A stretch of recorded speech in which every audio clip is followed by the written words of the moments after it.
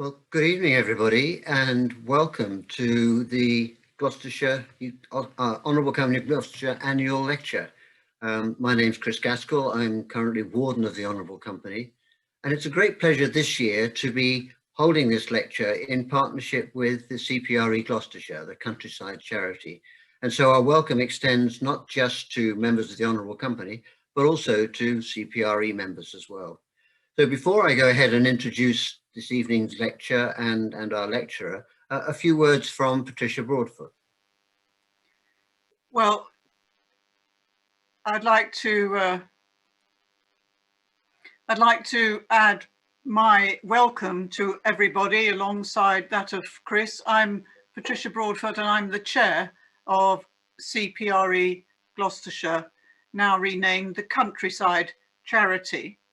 And I'm particularly delighted that we're doing this lecture in partnership, given the topic, because both organisations share a passion for the best of Gloucestershire. And of course, in the case of CPRE, it's a passion for our wonderful Gloucestershire countryside. And I'm actually really excited that given the wonders of Zoom, we can have so many of us attending this lecture tonight from both organisations. Clearly Zoom has its limitations, but it also has its pluses. So I know that many of you attending tonight are members of CPRE already and know all about what we do, but I wonder if you'll bear with me for just a few minutes to say something about our organisation to those of you who are not familiar with CPRE, and just share with you a couple of key facts. Actually, CPRE is nearly 100 years old, much older indeed than the Honourable Company of Gloucestershire. It's actually one of the earliest environmental charities, and it was founded to combat the unplanned and rampant development that was taking place in this country at that time, nearly 100 years ago, before the advent of planning laws, which came after the Second World War. And CPRE has continued ever since to work for the good of the countryside and rural life, and to help communities resist inappropriate development that threatened to spoil that countryside. So I said now we're the countryside charity, and that's because we have a much wider focus today. And whether you are talking about the national CPRE charity or the 40 or so local CPRE charities across the country, of which CPRE Gloucestershire is one, our focus now is on campaigning to not only protect, but also to enhance rural life, nature and landscapes in the light, of course, of climate change and the biodiversity crisis. But we also work to create better rural communities and on sustainable transport. We're launching a big report on sustainable transport with the Minister nationally next week. But central to all those concerns is, of course, farming, which is such a central part of rural life and is our topic tonight. I just want to say that CPRE depends entirely for its activities on the support of its members. And I hope that Adam's talk tonight will encourage at least some of you who are not currently members to join us, because that will increase our ability to work for the future of our wonderful Gloucestershire countryside. There's lots of interesting information on our website about what we do, so I would encourage those of you who are not familiar with CPRE Gloucestershire to have a look. Thank you, Chris.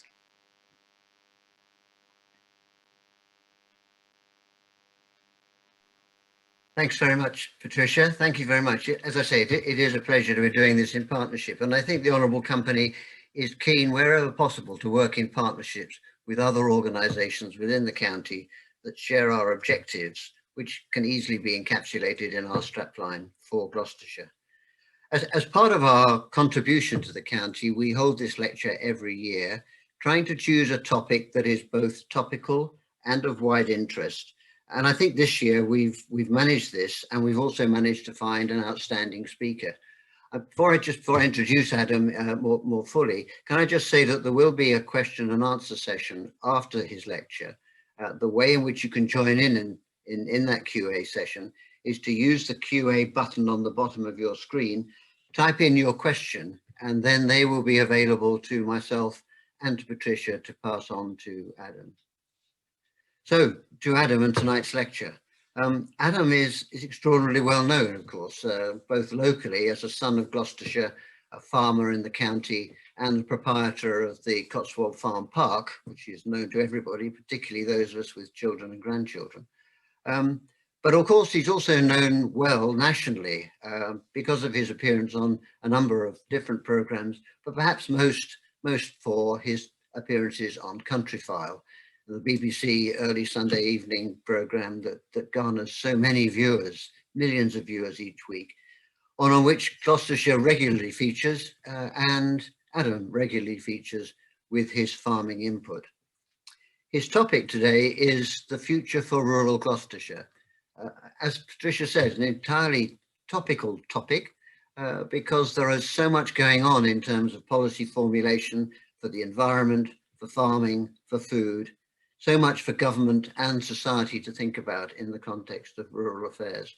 And the rural component of Gloucestershire is very important to us. So Adam, we're very keen to hear what you've got to say. I'm sure there will be a lively Q&A session afterwards. But without further ado, over to you. Thank you.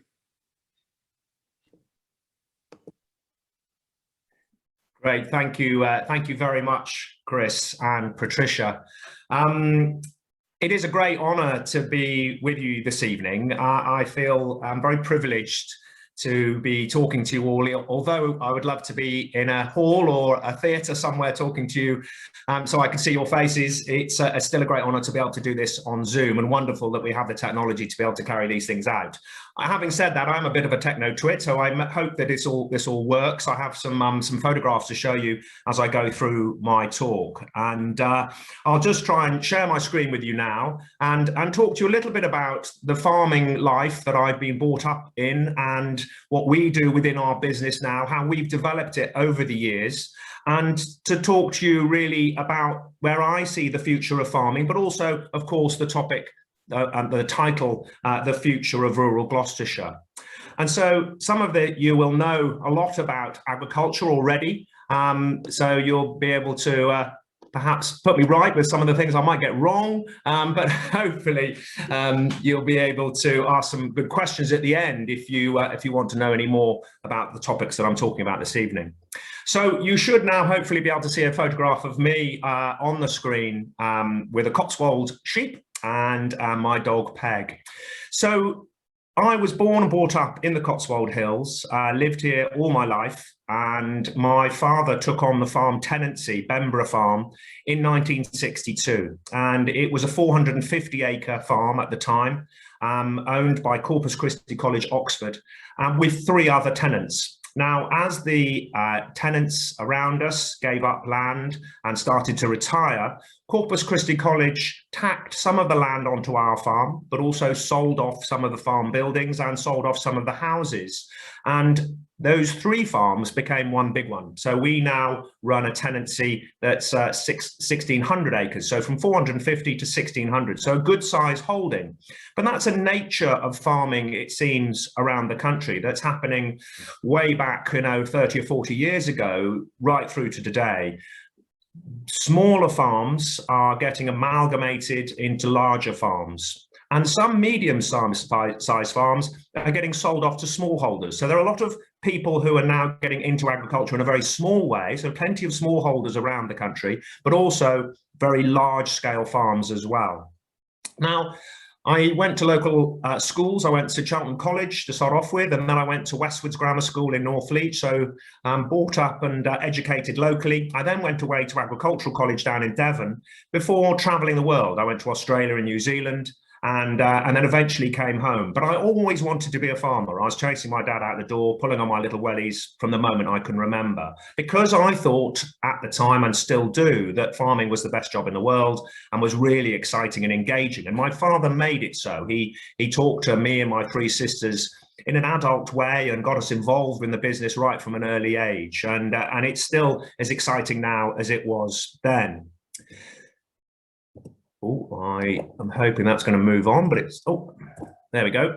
So although I've traveled all over the world before coming home, I've also traveled now since with the family, with my parents, and now with my partner and our two children. But the old adage, there's no place like home, really rings true to me. So now we have a beautiful picture of a Cotswold village, and there's plenty of these throughout Gloucestershire, in the rural areas, with our beautiful rolling Cotswold hills and dry limestone walls, and this beautiful limestone houses that are this lovely warm oolitic limestone that is warm all year round. So if you think of your Scottish granites, your Welsh slates, your Derbyshire gritstones, they're quite dark and dour sort of stones, but the warm limestone is beautiful all year round. Now, we all know that property prices are incredibly high in the Cotswolds and in Gloucestershire, particularly in the rural areas. It's become much more of a commuter belt. I think COVID will be driving that as well, when people are realizing actually they can work from home. Why would they want to live in London when you could come and live in one of these beautiful cottages? And if you want to get to London, there's an easy commute on a train, or you don't need to because of the amazing technology that we have now, that you can just work from home. So property prices in rural areas, particularly in Gloucestershire, because of its reputation for its beauty, is becoming extremely challenging. And of course, you know, affordable housing is something that our policyholders must continue to develop so that young people can afford to buy properties locally. My father, Joe, as I mentioned, took on the farm tenancy in 1962.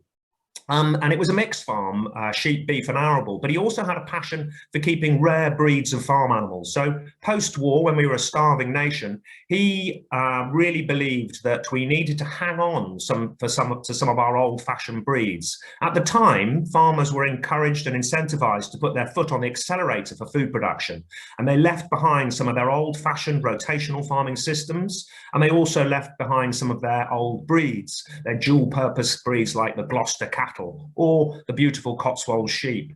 And so it's so important that we carry on to preserve all of those animals.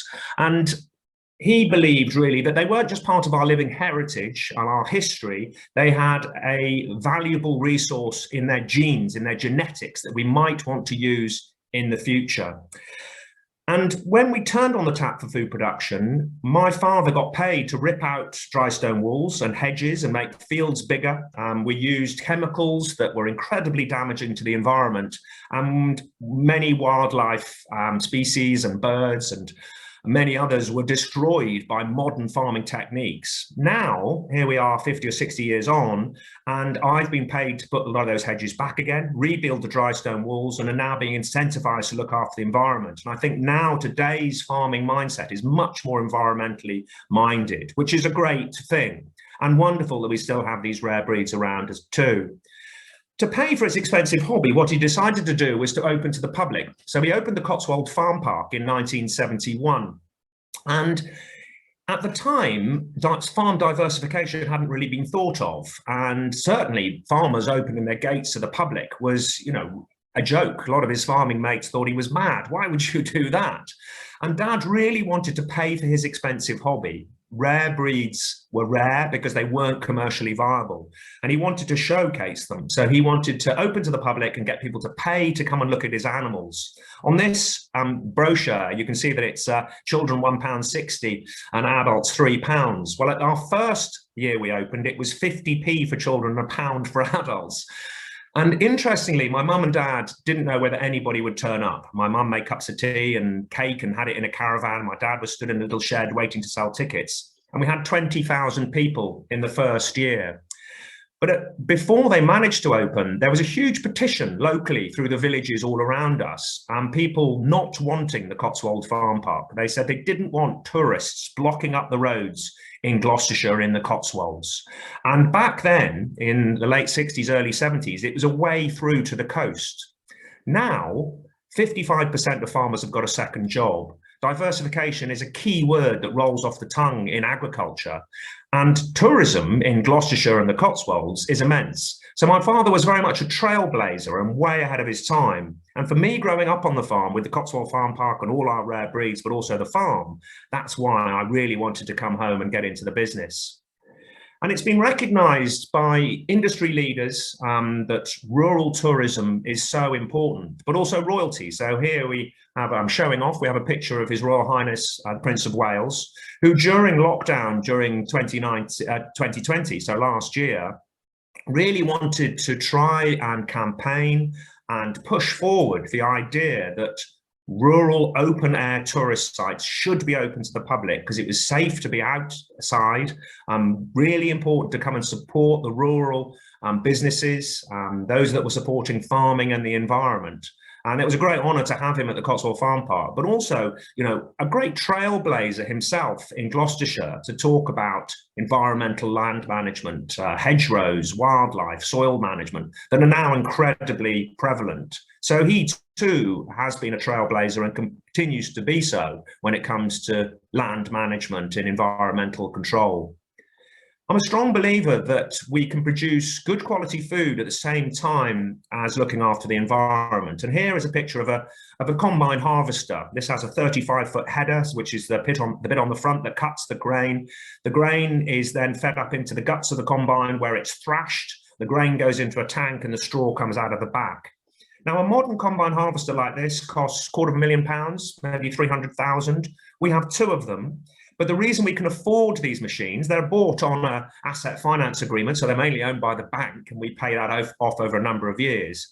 But the reason we have this scale of machine is because we work with a neighbour. So collaboration is becoming more prevalent in farming. We farm with a neighbour, Hamish Campbell, and we farm not only our farm at home, but his, and then five other farms going from Morton in Marsh right through to Andoversford. So we're combining about 4,500 acres. So spreading those expensive costs over quite a wide area.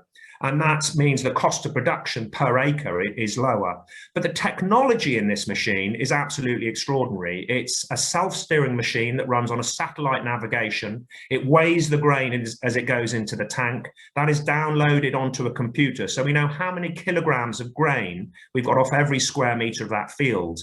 We measure the soil content in that of the ground, and we look at the nutrients within the soil.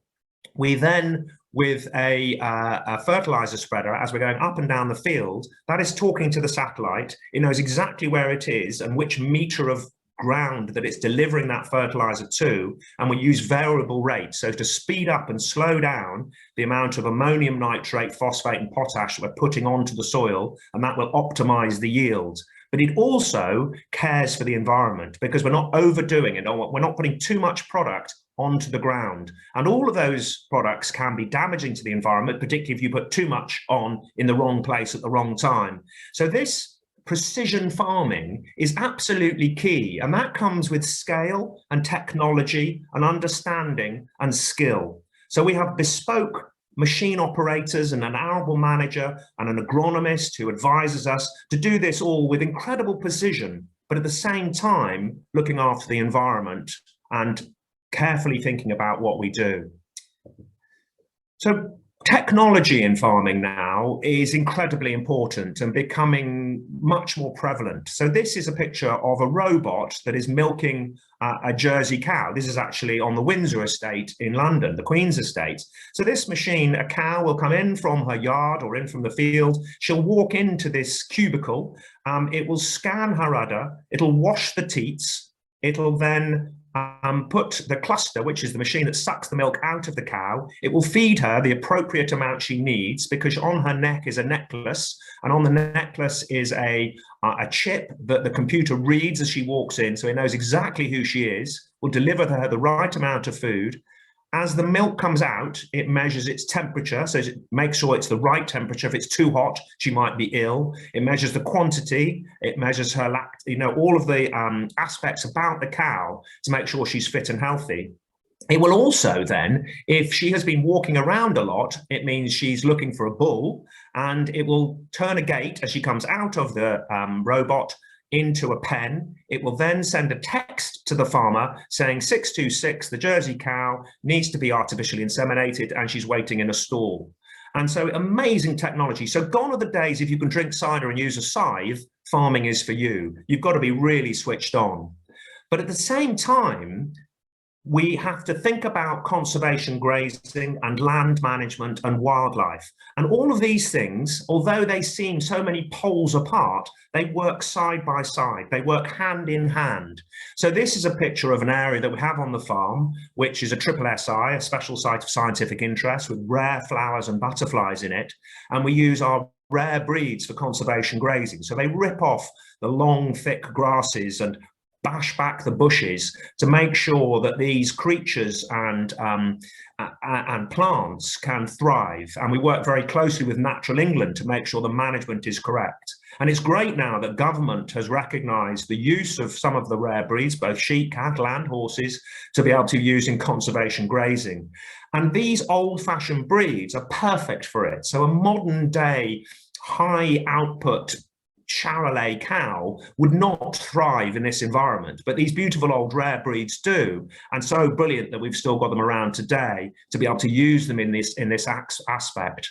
So with the agricultural policy, there's a lot of talk about ELMS, which is environmental land management schemes, and using public money for public goods. So taxpayers' money being funded towards land management, so encouraging and incentivizing farmers to look after the environment. And that's very prevalent, particularly for us in Gloucestershire, and certainly in parts of it, particularly on top of the top Cotswolds, where the soil is thin, that land management for the environment is well worthwhile for the farmer. So on our fields, we have strips going around the outsides of them, where we have pollen and nectar mixes producing pollen for the bees and butterflies. But we also have bird seed mixes. So we produce plants that produce a seed to feed the birds during the winter, during the hungry gap. And then we will feed about 3.5 tons of seed onto tracks around the farm to particularly look after farmland birds. And these environmental schemes are a very important part of what we do on the farm. And again, you know, with countryside stewardship schemes really coming into their own in the next few years, it's likely to become a more common scene around the farms and around the countryside in Gloucestershire. And certainly for us as farmers, I'm very proud of the way we farm. I'm very proud of the wildlife that we've encouraged and improved. We have bird surveys and insect surveys and small mammals and all those sorts of things. And from post-Second World War, farming has really managed to turn around some of the disasters that were happening when we were really chasing food production. And this is being driven by the willingness of the farmer through education, through conservation schemes, working really closely with government to drive and demand these things. And it's also come through the demand of the consumer and the public, which is all got to be a good thing. It's ticking lots and lots of boxes. And soil management is absolutely key as well. We have these huge machines churning up the soil to create seed beds. But the modern day thinking now is that we must manage the soils far better than we have in the past. It's a living thing full of microbial activity and organic matter. It sequesters carbon as well. It captures carbon in the soil. So the plants we grow on it, the way we manage it is absolutely essential. So as farmers now, there's a lot of press about carbon sequestration, carbon capture, and then potentially even carbon trading. And so the NFU, the National Farmers Union, want agriculture to be net carbon zero by 2040. So the tractor will be using a lot of fuel. We'll put on fertilizer that might come from ammonium nitrate, which is a natural gas, or oils. We'll be using lots of energy on the farm. But also we capture carbon in the crops that we're growing. And we will start to think now very carefully about specializing in crops with broad leaves that suck up the carbon from the atmosphere during the photosynthesis process that then drags that down into the soil. And that is a key thought process now for modern progressive farmers, and something that if we improve the way we work and make it much better, we can then potentially have something we can trade back to individuals who want to make sure that they too are offsetting their carbon, or to companies. And that already is happening and is likely to happen more and more. So in farming, we can produce food, we can diversify and entertain the general public, but we can also use our land for energy. So love them or hate them, wind turbines are becoming quite a common sight, not so much in Gloucestershire, but in other parts of the country. You've got voltaic cells, so solar panels on roofs, but also in fields. Anaerobic digesters using food waste and arable crops to produce gas that then drives a turbine to produce energy. So green energy is also becoming really prevalent. And that too is being driven by the next generation, by the willingness of people wanting to really consider our environmental impact. We really do need to start thinking about saving our planet from the ground up, and how we can do that, and managing waste. And of course, CPRE do a huge amount of work on that already. I think with the COVID outbreak, the pandemic, like from the beginning of last year, a lot of people, there was panic buying, thinking about where their food comes from. And food provenance, in my mind, is absolutely essential. Understanding and being able to have a conversation about where you buy your food, who you buy it from, how was it produced, what techniques were used in producing that food. So I've been working with a company in Gloucestershire called Happily, from the village of Happily, just the other side of Tewkesbury. And they have got a system that audits food provenance. So from field to fork, or field to glass, or whatever it says in that packet has been audited all the way through the process to get it there, so that it truthfully is what it says on the packet.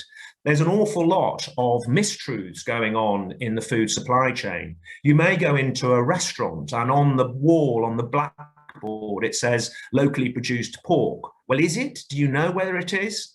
But if it's been audited and has that Happily stamp, then yes, that's true. You might go into a shop and there it says, you know, strawberry jam from a farm in Gloucestershire.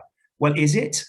And if it's been audited, yes, it is. But there's an awful lot of people who are using branding to sell their products that aren't necessarily following the correct provenance trail. And so I think that will become also more important. I think more and more people are demanding provenance and understanding of the food supply chain. And in agriculture, in the UK, we have some of the best and hardest legislation in the world. And that is, for me as an agriculturalist, something I think we should celebrate. So we not only have fantastic animal welfare, but the way we manage our wastes, the way we manage our inputs, our employment law, so our human rights are all absolutely brilliant. And so we're really producing very good, healthy food produced to high standards. And of course, as an individual, you can choose to buy various levels of production by choosing organic or freedom foods or whatever free range or whatever it may be. And I would urge people to first off buy British, and then if you can, buy local. So we on the farm try and add value to what we've got. We have a bee farmer and he brings 50 hives onto the farm. We're now growing sainfoin, which is a new crop to us. Produces amazing purple flower that the bees absolutely love, and we brand up the honey and sell that in our shop. We're working with Buckham Brewery, using our Marisota malting barley that we grow on the farm to produce a beer called Adam Henson's Rare Breed. I love having a beer named after me. And we work with Hamish, our neighbour, who he cold presses our oilseed rapeseed and produces our oil. So a fantastic oil, great for roasting potatoes and producing, you know, wonderful salad dressings and those sorts of things. So I think adding value is something that farmers are becoming very good at. But we need to tell that story about where our food comes from. So on the farm park, we now have a pumpkin patch for Halloween, and lots of children come and pick the pumpkins. They can dig their own potatoes. They can talk to people in the lambing shed about ewes giving birth, watch a cow being milked. And so I think that energy and effort that goes in with modern day farmers trying to get the message across to young people and senior people as well, and adults, about where their food comes from is so important. I really wish we had a GCSE in agriculture. We learn about religion, we learn about history, we learn about so many different things. But what we don't have is a GCSE telling us where our food comes from, how it's produced, and how we manage our land. And then as adults, we're expected to make informed choices about what we eat. And what we eat is who we are. that whole thing about health and well-being from consumption is so important. But if you have a void of knowledge and you don't know where things come from or how things are produced, how on earth can you make the right choices? And I would really urge people to sit down at the dinner table with the food that they bought and talk about where it's come from and how it was produced and whether you believe in those things. So there's a lot of talk about veganism and vegetarianism. I don't care what people eat as long as they're making the right choices from an informed background. And I think that's absolutely essential. So we also add value from our wool. So our Cotswold sheep, famous in the Cotswold Hills, the wealth of the wool off their backs, built the manor houses and churches and beautiful Cotswold villages. And so they became rare because we started using oil-based products and linoleums and those sorts of things. So I actually buy Cotswold wool off all the Cotswold breeders around the UK and then sell it on to a bed company called Harrison Spinks, and it's woven into their woolen mattresses, which is absolutely a great way of using that beautiful Cotswold wool. On the farm itself, we have a landlord who has invested in the business. He has, with some of the old farm buildings that are not really fit for modern agriculture, he's looking to develop some of those, but he's built a new set of farm buildings for us. We have to pay a significant rent for them, but we've got these very modern, some would think quite ugly farm buildings, but they're multi-purpose. When we built them, the 4,000-ton grain store, the sheep shed that you can see in front of you, the straw shed, the cattle shed, they were built in such a way that we could use them for anything in the future. And I think farming today, we're looking at our land and our resources and our buildings with helicopter vision, with an open mind and an open view of how they can be used in the future. So one day that shed might not be used for storing grain. It could be filled with an automated insect production system, producing high protein protein from insects, heated by the grain dryer at the end. The straw shed could be filled with caravans. It could be racked out for various other storage systems. These buildings are multi-purpose, and I think in agriculture we've just got to have a completely open mind and think about the future. With the Cotswold Farm Park, we've moved things on. In the first year we were open, we got 20,000 visitors. We now get around 160,000 visitors in a normal year. And I have to say, when we opened last year on the 4th of July, we were hugely well supported by our regular customers and lots of people wanting to get out into the countryside, learn about food, get close to the animals, learn about rare breeds conservation. I know my dad, who sadly has passed away in 2015, would be really proud of what we've got at the Cotswold Farm Park now. And it is about branding, and it's about marketing, and it's about being true to what you believe in. So with the Cotswold Farm Park and the farm itself, we sat down with all of our managers and we said, what do we believe in as individuals? Are we all singing off the same hymn sheet? So we came up with our mission statement, our vision statement, and our value proposition, so that when we wake up in the morning, we know what we're about. We know who we want to deal with, what price bracket we're talking about, what our ethics and beliefs are. And then if I come back from meetings or wherever I've been around the country with ideas, the team will say, does that fit with our mission statement? Does it fit with our brand model? If it doesn't, we'll chuck it in the bin. If it does, we might do some market research, do a business plan, and we'll push with it.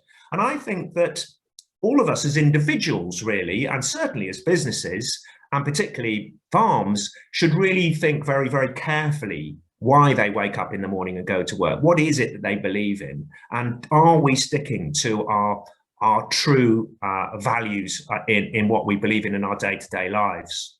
So with the Cotswold Farm Park, we've done quite a lot of development, even though it's on a tenanted property. My business partner and I have developed the farm park. We've now got a new restaurant and shop.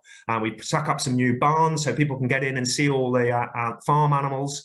And it's working very, very well, and we love doing it. We love sharing what we have in Gloucestershire and in the Cotswolds, in the beautiful environment we have, but also what we have on the farm with all the people that want to come and see it.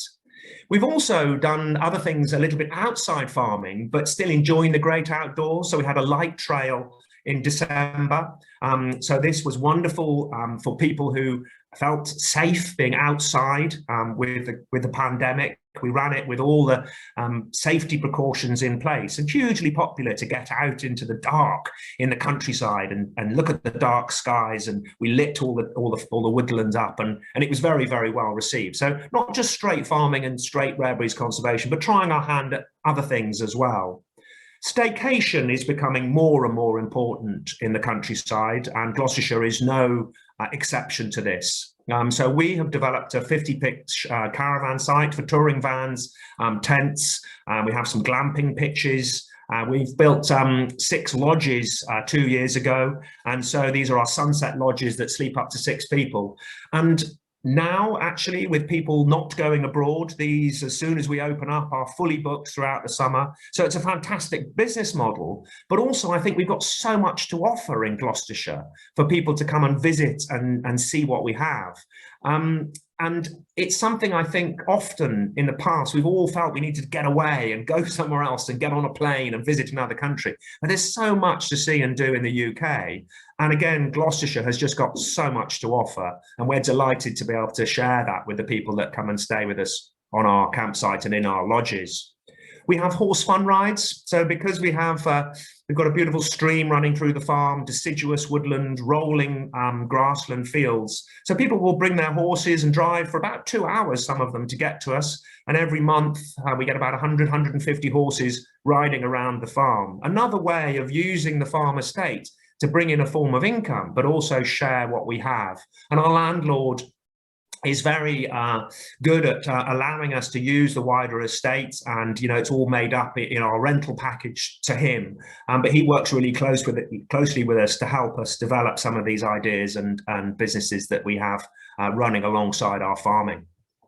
And so, with a business like we have that's so far reaching, from tourism, staycation, food production, the environment, it's all about having a great team. So we've got about 60 staff, we've got 14 or 15 full-time managers, and then lots of seasonal staff.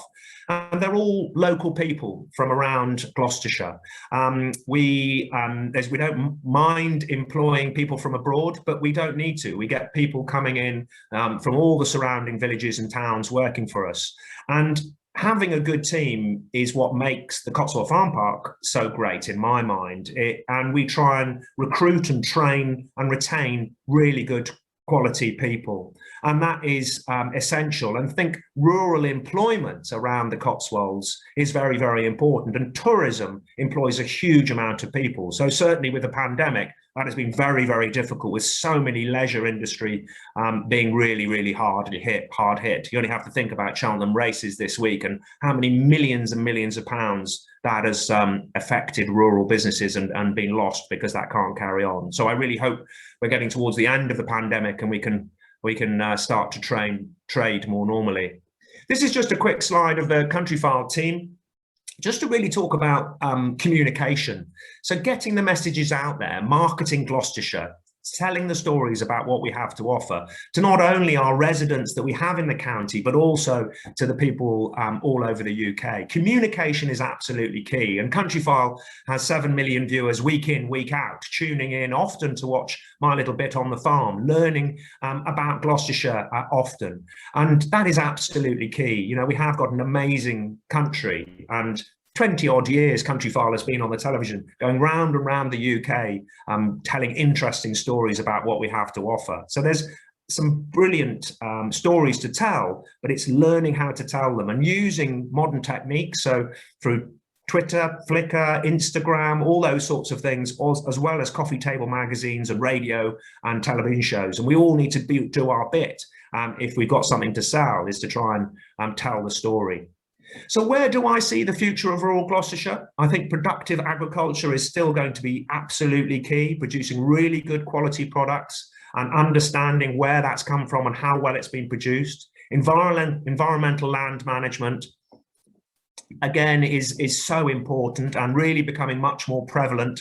And optimizing our rural resources, whether that's buildings, whether it's the land, whether it's the soil, is key, and making sure that's done sensibly and carefully, and that the legislation is in place, that we look after that beautiful rural landscape that we have in Gloucestershire. I think embracing innovation and technology is so important, and often people are scared of it and think that scale or technology is to be shied away from because it's unnatural. Actually, I think it's the opposite. It's a really good way of making sure that we're accurate and precise. Supporting your local businesses is part of supporting your local community. And those local communities, of course, are everything about, rural Gloucestershire. They're the schools, they're the churches, they're the village shop. There's that beautiful community that is becoming more sparse. And it's so important that if we try and buy local and try and support your local businesses around you, use the tradesmen who are local to you, then that will drive the rural economy forward. And that community, for me, not only in your business, in your family, but also in Gloucestershire, is absolutely essential. So thank you very much for listening, and very happy to answer any questions you'd like. Adam, thank you very much indeed. That was a tour de force. Terrific enthusiasm, that's what comes over, plus a huge amount of diverse activity, diversification within your setup, but also potentials within agriculture. The questions are coming in thick and fast. How we're going to do this is that I'm going to pose one, and then Patricia will pose one, and we'll carry on until we either run out of questions or run out of time. I think it's going to be the latter, judging by the number coming in.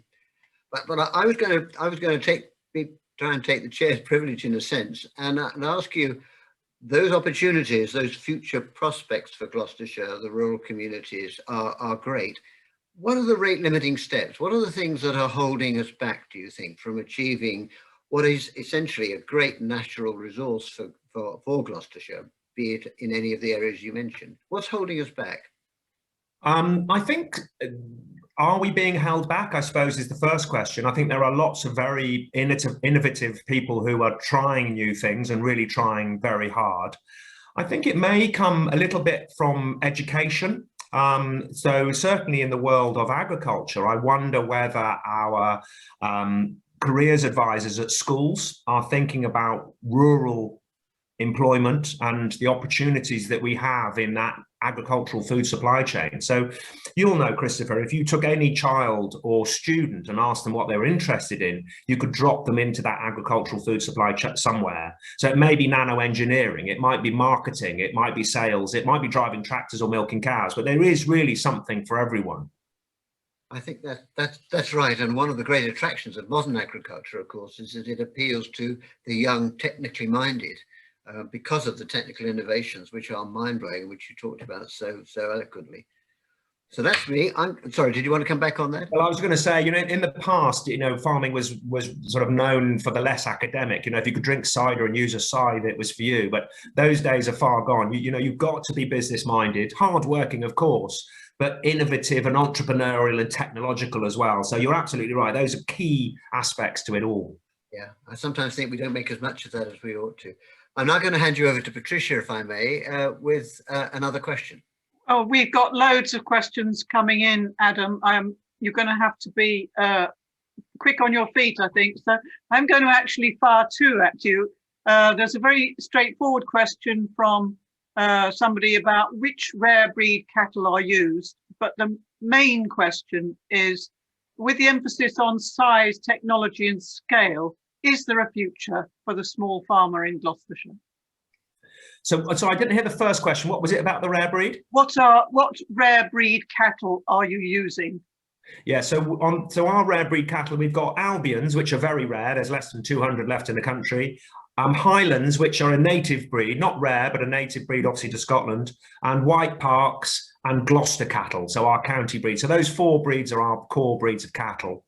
Is there room for the small farmer? Absolutely there is, but it is often about making sure that you're adding value to your product. So small scale farms need to be thinking about sending their food direct to the consumer or processing it in such a way that they can get a much higher price. They're cutting out the middlemen. You can't be a small arable farmer or a small sheep farmer and just be putting your livestock or crops into the open market and competing with the big people. It's about adding value, and there are lots of very good entrepreneurial small farms who are making a go of it. Thank you, Chris. Right, thank you. I've got one here which, like me, applauds your positive attitude for British farming, but expresses some concern that there's still evidence of a decline in biodiversity, and that some intensive agricultural practices cause runoff into rivers and poultry farms, for example. the suggestion that not everybody in the industry shares your perspective and your passion for blending the environment with farming.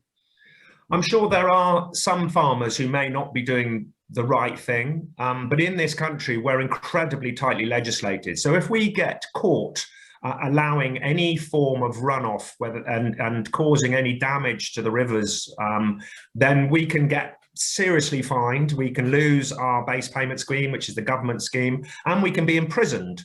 So we have incredibly tight legislation in this country for that. I would say that 99% of the farmers care enormously about what they do and how they do it. I think sometimes, and it is sometimes, we get a bad reputation for the decline in some species and some pollutions. So I know in Gloucestershire, so for instance, the Windrush, when the sewage treatment plant is full, they open the sluice gates and they let raw sewage into the river. So there's a huge campaign locally to try and lobby government to stop that happening. So that's poisoning the rivers. When farmers are doing so much to try and alleviate any problems, then that's being allowed to happen. With the wildlife and the birds and the insects and those sorts of things, yes, farming in the past has caused some damage, but now there's so much good work going on, and our sprays and pesticides are again incredibly tightly legislated, and if there's any doubt in those, they're removed from our use. Yeah, no, you're right. I mean, just so happens today I was walking down by the Evenlode and there was a man from the local water company doing water sampling and testing for the runoff from local farms. You're quite right. It's tightly regulated these days. Patricia. I'm going to take a very different tack with the next question. It's about dogs. And somebody's asked that, commenting on the huge growth in dog ownership over the last year, and how can we achieve the best balance between dog owning families and landowners? And that's a really good question, and very of the moment. Dog theft is huge at the moment. The dog prices have gone through the roof, and people are having puppies stolen and dogs stolen. People are being mugged for their dogs, yeah, because a Vizsla like I've got, or a wirehead dachshund, is worth £4,000, and if she's a bitch and she can breed, then she can produce a lot of puppies and produce a lot of money. And that's because the demand for dogs is so high. Lots and lots of people, I think, during lockdown went out and bought a dog. And so it's a very, very difficult balance to strike, dog owners and creating or encouraging responsible dog owners. And so I am very happy for people to walk around the farm on the footpaths that we have, but their dogs must be under control. They need to be on a lead.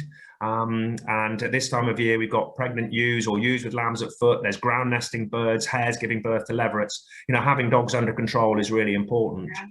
And also picking up your litter and the dog mess. But just very quickly, what drives me absolutely insane is when people have picked up the dog mess and put it in a plastic bag and then hung that in a bush. Yeah. If you're going to do that, just leave it raw on the ground. Yeah. Yeah. It's much more biodegradable on its own than wrapped in plastic. I agree too. I've got a question here about rewilding, much talked about at the moment. Do you have a view, and is it part and parcel of your approach locally? So certainly for the farm here, we manage the landscape in areas of the farm, but even though we manage them for wildlife and conservation, it isn't a case of letting them rewild, just walking away. It takes as much management in some of the conservation areas on the farm than it does to manage a crop of wheat. So we don't have any of the rewilding on Bembra Farm here, but I know it is happening in other parts of the UK, particularly in the mountains in Scotland and Wales. And I've been to the Knepp estate down in Sussex, where they've allowed 4,500 acres to rewild. And I think there definitely is a place for it, as long as it can be supported financially in some shape or form, because a farmer is never going to be able to feed his family through rewilding. I also believe that we as agriculturalists need to be producing good quality food. So I think there's got to be a balance. And interestingly enough, on our CPRE website, we have an interview with the owner of Elmore Court, Anselm Gies, who's actually doing some rewilding on his estate. So It's happening here in Gloucestershire as well, and you can hear all about it on a 10-minute video. So it's my turn to ask a question. There are lots here. One quick one, Adam. How do you use and manage plastic and dispose of it, wrappers around hay bales and things like that? Maybe yeah, so we try and use as little as possible, but it is inevitable. And what we do, we have huge, great big recycling bins with great big bin liners, and it's all wrapped up, and it goes to a company called Solway, and it's all recycled, and it goes. They make dog kennels and chicken houses and fencing units on it. So all of our plastic on the farm, so string, silage wrap, cans, all that sort of stuff, is all recycled. Very good. Chris? Adam, I've got a couple around labour of one sort or another. The first is around opportunities for young people to get into farming, young farmers. Young farmers associations are well known for their enthusiasm, but there's a feeling that some of the opportunities that used to exist with county farms and things are no longer there. How do young people get into farming? But there's also a question around labour in general. You referred to using local people on the farm park for your particular type. But there's the whole question around seasonal labour for agriculture. So could you pick up those two things, opportunities for the young to get into agriculture and farming or land management generally, and seasonal labour? Yeah, so the opportunities, I think, are there's a lot of opportunity. I think if you're a young person and your dream is to own a 400-acre farm and you don't come from a family background or you're not a millionaire, it might remain a dream. And so I know I've been a tenant farmer all my life, and my dream has always been to own land, but I'm very satisfied with being a tenant. It is also difficult to get hold of tenancies. Yes, county council farms have been sold off over the years, and it's a very competitive market. But to work in the agricultural food supply chain is very doable. And if I would suggest that those young people need to work hard at school, they need to try and get their A-levels, they need to try and get to an agricultural college or university, and then decide which career path they want to follow in the world of the agricultural food supply chain. As we discussed earlier, you can be a land agent, you can be an agricultural banker or an accountant, or you can work on farms. So I think there are opportunities, but with seasonal labour, so that manual labour, for strawberry pickers, asparagus pickers, you know, those sorts of people who are traditionally, or certainly within the last 10 years or so, have been Eastern Europeans, sort of Polish community, those sorts of people. Because of Brexit, because of exchange rate, that has become more difficult and may become a problem going forward for the upcoming season. And I know certainly there's a huge drive from the strawberry growers in Gloucestershire to try and make sure that government have got something in place so that they can get those seasonal workers over to pick the fruit. Because unfortunately, British people don't want to do it. No. Thank you. I'm going to try and link two questions together as well in order to get through more. There's a lovely question here, which is following up on your view of the future of rural Gloucestershire. What would you expect the countryside to look like in 50 years' time? 50 years' time. And I'm going to tag on to that another question about how do you combine sustainable farming with the public's demand for cheap food? Because I reckon that has something to do with 50 years' time. Yes, indeed. So I think that technology will continue to drive forward. I think that we'll, in 50 years' time, we'll have self-steering automated machinery that is battery operated, will all be electric and is run robotically. So won't necessarily have people sitting on tractors. I think that there will be amazing technology and accuracy in growing food. So a lot less pesticides and fertilizers and more science to be able to produce more food from less land. I also think that there's going to be a huge drive, certainly over the next 10, 15 years, for more conservation, tree planting, wildlife and conservation areas. So I think those two things will sit side by side. How do we produce cheap food to feed the demand from the public is a huge challenge. And I would say that that is one of the biggest threats to British agriculture, that we produce food at quite a cost because of our legislation, because of our labour costs, because of all the things that we have. that makes food production quite expensive. If you buy food from abroad, it can be a lot cheaper. And our concern is in agriculture today that cheap food will come flooding in from abroad and push British food off the supermarket shelves because people will buy from their pocket, not necessarily from their heart or their ethics. So I would encourage people to perhaps, see the value in food, waste less. We waste 40% of our food. Think more carefully about what they buy and see the value in it. And yeah. Okay, thank you. Yeah, thank you. Yes, there are a number of questions about cheap food, and for all high principles, can people ever be seduced away from a supermarket £2 chicken, for example? That is a real challenge for British agriculture. There's a question here about rural crime, the concern that rural crime is on the increase, and wonders whether you've had any unfortunate experiences or anything you do in particular to try and protect yourself.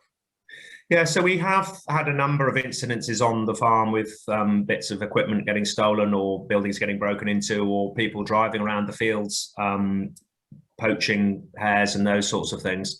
And so we are in a rural crime watch. So our local police are very, very good at working closely with us.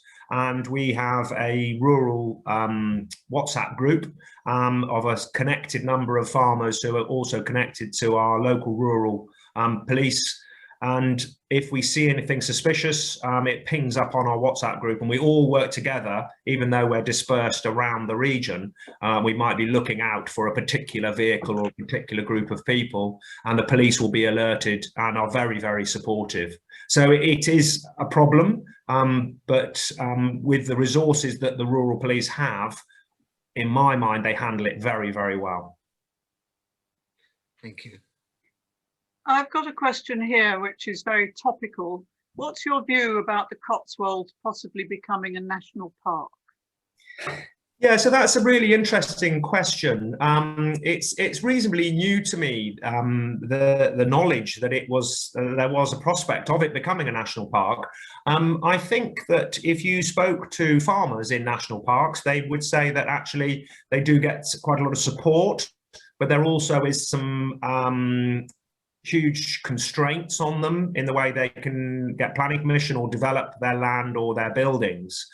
So I think there's two sides to every story. I think it's really important that we do protect rural England, but I think it can be done without having to make it a national park, in my mind. Okay, thank you. Chris? Adam, you talked about biodiversity on your farm, and you talked about the areas which you're leaving or managing in a particular way. So the biodiversity. Do you keep records? Do you have any exemplars you can give us about how effective that's been? Yeah, so we have a bird survey done every other year, and our bird numbers have increased, I would say, probably 20% over the last 5 years. So in some of the species, so significant uplift because of the work we've been doing. We've been in an environmental scheme now for 25 years, and we've certainly noticed a huge amount of increase in wildlife and biodiversity on the farm. We work very closely with Natural England and Plant Life, who come in and monitor certainly our SSSI and other parts of the farm. We've got 300 acres of old Cotswold grassland that we manage sustainably. So it's only grazed during the winter months, and then during the summer it's allowed to run to flower and to run to long grasses, so the skylarks are nesting in it. And we've noticed a huge increase in wildlife in those areas. So there are some scientific evidence, some tests and measurements that are done, and a lot of anecdotal evidence too. Yeah, thank you.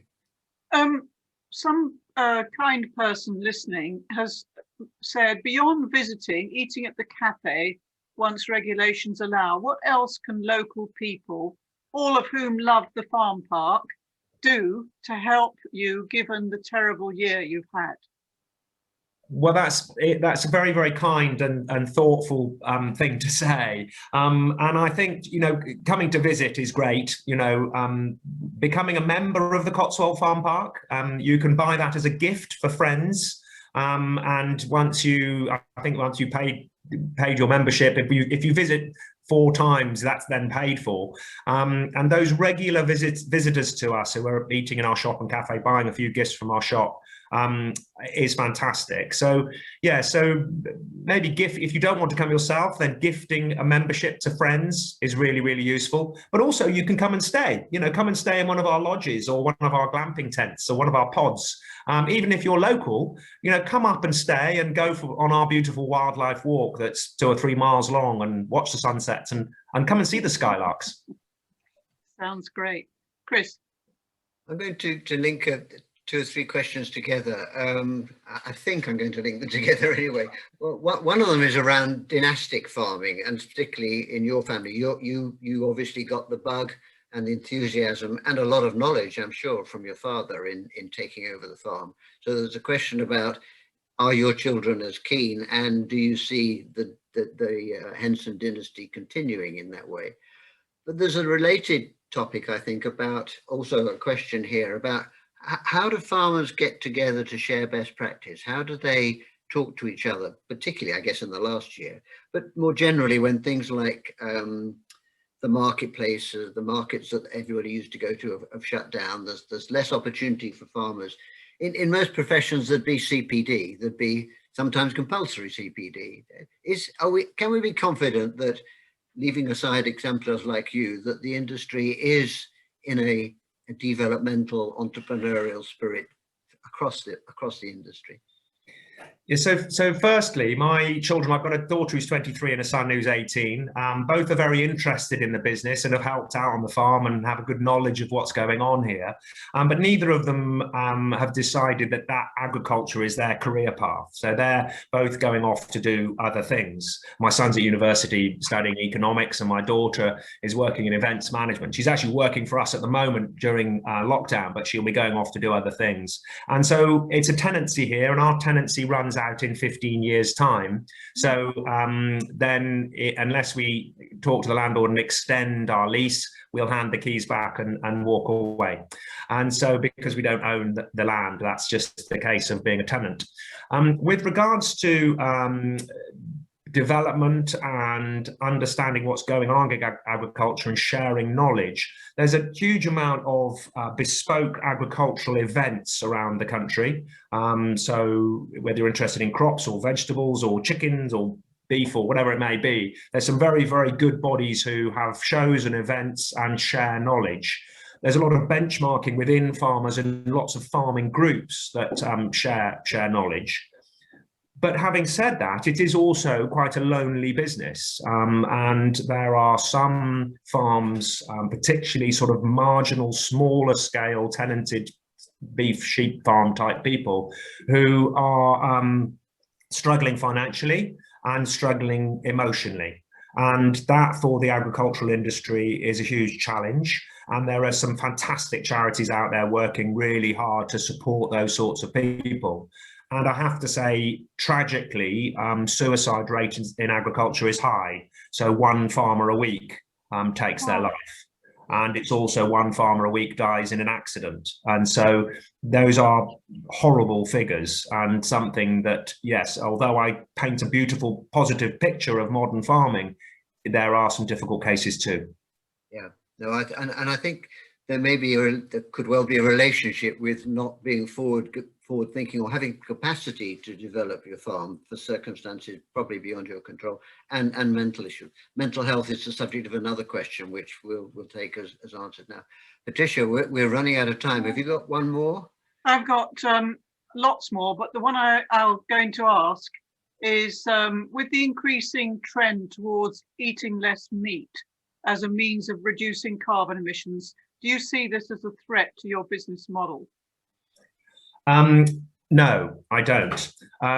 We have to be really, really careful about the analogy that eating less meat creates less carbon. So it depends where that meat has come from and how it's been produced and what those animals have been fed. So those cattle that you saw in one of the slides grazing on conservation area, ripping off the grass and turning that into good quality protein, that land has sucking up carbon from the atmosphere and storing it in the soil. Yes, those cattle are burping and creating methane, but that methane will dissipate in the environment, in the atmosphere. So if you're buying South American beef that's been fed in a feedlot by GM produced soya, then yes, that is a huge carbon footprint. But those White Park cattle grazing on those conservation areas is not. We also must understand that a vegetarian or vegan diet isn't necessarily a better diet when it comes to your carbon footprint. So if you're drinking soya milk, that may have been produced from South America, that has caused deforestation, displacement of indigenous people and destruction of species, but has also been flown over to the UK and then cooked to produce a product that you can then drink. So a huge amount of energy gone into producing that soya milk. I drink my milk from homely dairies in Morton in Marsh that come from a lovely small herd of dairy cattle in milk bottles that deliver to my door. I would wager if you put a litre of my milk next to a litre of soya milk, the carbon footprint from the soya would be a lot higher. So we must make sure we understand the facts before we enter into the conversation. Adam, this is the only discussion around farming that I've been to in Gloucestershire that hasn't yet mentioned bovine TB or GM foods. But we do have a question on GM foods. Somebody wants to know your view on GM. Yeah, so a very, very difficult one. I think if you asked everybody in the audience what they understood that GM meant, we'd get lots of different answers. And so genetically modified food is lots of countries around the world produce GM food, and it certainly has, in some instances, some very good traits. So crops that are drought resistant, so that can be grown in countries where they suffer from the lack of water. Things like GM potato blight resistant potatoes, though modern day potato production are sprayed every 3 weeks or less to stop potato blight, but you can grow a potato that is resistant to that if it's GM. I think that Britain isn't going to accept GM, and that's fine. And I think there are other ways that we can manage the production and understanding and breeding of our crops rather than using GM. So I'm not anti it, but I can't see it coming into the country very soon. Thanks very much. Patricia, do you want one more, or sorry, I've wrong-footed you there, haven't I? You wrong-footed me because my phone went. Not the one I can control. I think there's just a topic we haven't touched on, which several of the questions do, which is about education. And I think what you've just been saying, not so much about GM, but certainly the point about soya and so on that you were talking about earlier, it's the tip of an iceberg about people understanding about food and farming. Do you want to say anything more about what we should and could be doing about educating people better? Yeah, so I think that the farmers have a big responsibility for that, to be able to get the right messages out there about food production. And I think, as I alluded to in my talk, the educational system, I believe, should be talking to children about where their food comes from and school dinners. I really believe it ought to be on the curriculum. If not in its own topic, it ought to be added into all sorts of subjects: agriculture, food supply chain, and the environment.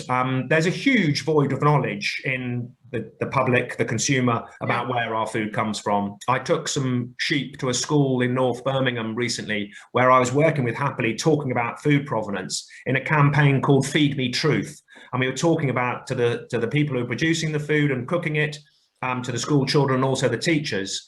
And I took some sheep into the assembly, and there was almost a riot, because about a third of the kids had never ever seen a sheep in real life. And also, this was secondary school. A lot of the children that came to that school had to be taught how to use a knife and fork, because everything they ate at home was out of a packet or a bucket. They didn't have a kitchen table. They sat on their settee and ate their food.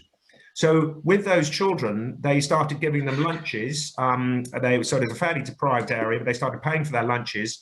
As soon as they were getting a better balanced diet, their attention span, their behavior and their learning ability increased.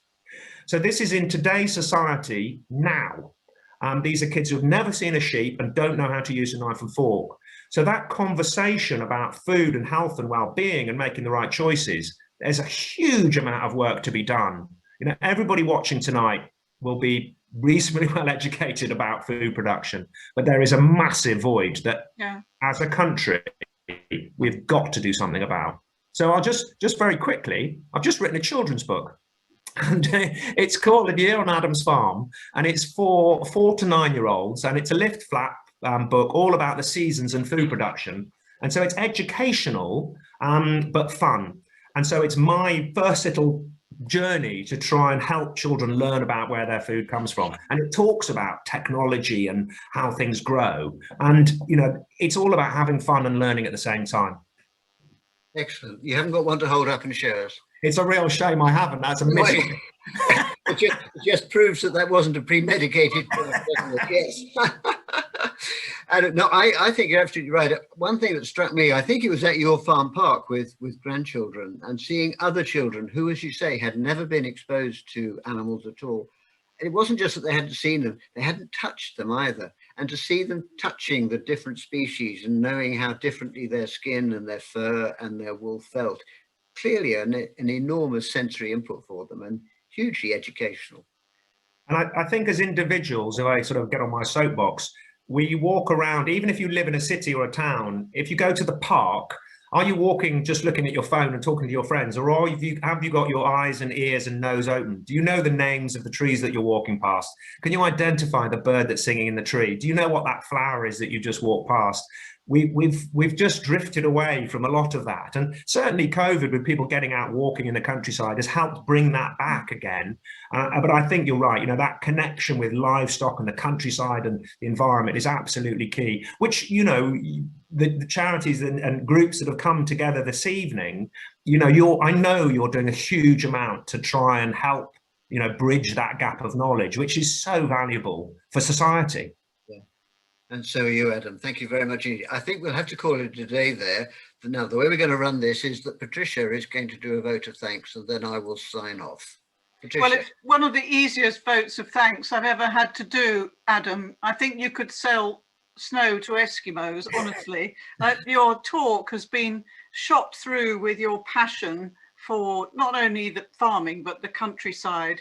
And it's been a delight, really, to hear all about the various things that are going on. I've written down precision farming, which sound very exciting, but more generally about the other aspects of your business, which is so diverse. And Chris said at the beginning that we were delighted that you agreed to do this lecture because you have been such a personal champion of sustainable and innovative farming. And I think sustainable and innovative seem to go together in your talk. And of course, your farm is very famous and its own starring role in the TV programme. But going back to the education point, I think Countryfile has done a huge amount to broaden people's understanding of rural life. So it seems to me that you have, in this talk, you've informed us, certainly. I think to an extent you've challenged us, you've encouraged us, and I think you've inspired us, at least you've inspired me, with a vision, a really positive vision of what the future of our rural county can be like. And what's made it so real is that you've given us exciting stories and pinned it down to particular breeds of animals and practices and so on. And I do come away feeling that whilst we're facing incredibly grave threats to our environment and our way of life, that there's a lot that can be done, and people like you are leading the charge, which is great. I've written down your vision for your farm, which is educate, inform and entertain. And I think there's nothing better I could say now than you have educated, informed and entertained us tonight, and demonstrated, I think, the best of Britain through sustainable farming. We're hugely grateful, Adam. If you'd like to put your new book on, we'll advertise it on our CPRE Gloucestershire website in return. And I'm sure it will be of great value to helping children understand, you know, what can be done with farming in the future. So thank you so much on behalf of all of us here, and let's keep in touch. Great, thank you very much. It's been a great pleasure. Thank you, Patricia, and I second everything Patricia says there, Adam. It's been great. Thank you very much indeed. And as Patricia says, really positive. I think there are real opportunities for Gloucestershire, rural Gloucestershire, to not only contribute in food and environment, but also economically to the county, because a lot of those things have economic drivers. Tourism, which we only just touched on, you mentioned it in your talk, is clearly very important and a serious economic driver for the county. And the county is known for the beauty of its rural environment, be that the forest, be it the Cotswolds, be it any part of the county. So yes, many thanks indeed. Just to let everybody know that apologies for not getting through all the questions. I think it would be good, Adam, we'll let you have all the questions just so that you've got them to see what direction people were thinking in. And to reassure everybody that if they want to watch again or want to recommend this to others, your talk will be available on our website or on our YouTube channel through our website, and I think on the CPRE website as well. Yeah. So, Adam, thank you very much indeed. It's been a privilege. Chris, just before we go, can we also thank your clerk of the Honourable Company, who's been in the background here making sure that everything works, and from the CPRE side, Leslie Painter, who's also in the background making sure everything works. They don't get the glamorous bit that Chris and I do, but they're jolly important, and they've done a lot of work to make this lecture happen. So let's say thank you to them as well. Yeah, let's do that. Thank you, Patricia. And it has, Adam, against our darkest thoughts, it has worked incredibly well. We've managed to have got the seamless connections that we were hoping for. So yeah, thanks again, Adam. Thank you. Been very good. Yeah, well, thank you all very much, and you know, congratulations to both of your organisations. I've got a huge amount of respect for what you do, and keep up the good work. Thank you. Good night. Bye bye. And good night, everybody. Thank you for joining us. Bye bye. Bye bye.